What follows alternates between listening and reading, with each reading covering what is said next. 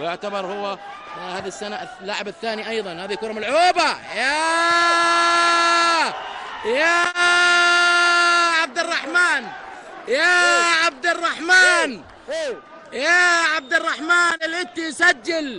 الإتي يسجل من خطأ عبد الرحمن رجب. هنا غلطة الشاطر، وهنا الهدف، وهنا لحظة أقدر أسميها الثقة الزائدة في الكرة. كرة سهلة، كرة كان ممكن يحصلها بأقل مجهود بأقصر الطرق، ولكن المتابعة كانت جيدة جدا، المتابعة كانت رائعة جدا.